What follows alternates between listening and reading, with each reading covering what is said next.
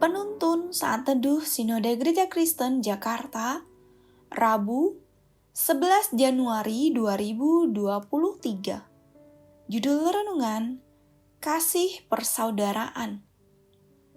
Nats Alkitab terambil di dalam kitab 1 Petrus pasal 1 ayat 22 dan 1 Petrus pasal 2 ayat 3.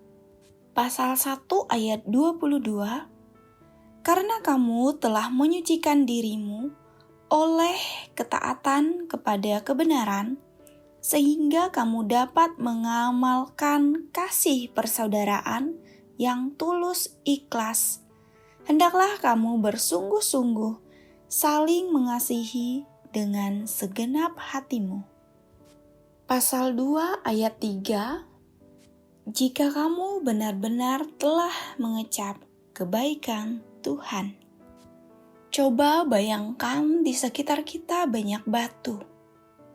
Apa yang akan kita lakukan dengan batu itu? Ada beberapa hal yang bisa kita lakukan dengan batu itu.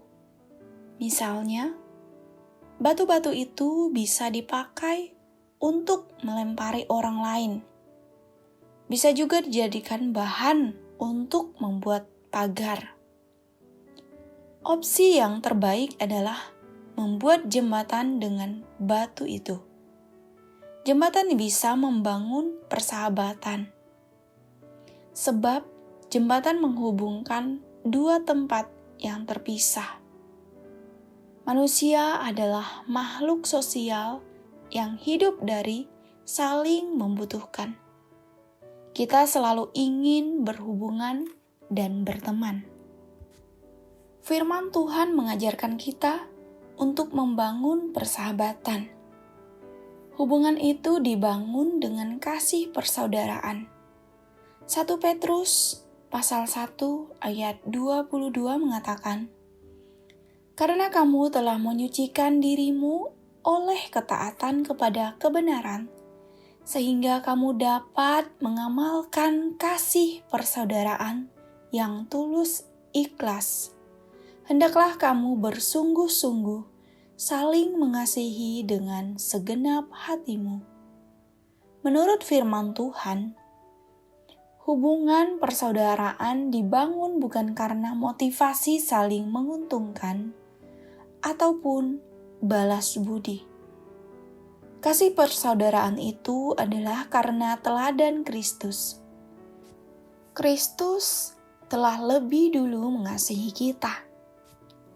Kasih-Nya memerdekakan kita dari segala kejahatan. Ayat 2 pasal 1. Perbedaan bisa saja terjadi dalam gereja.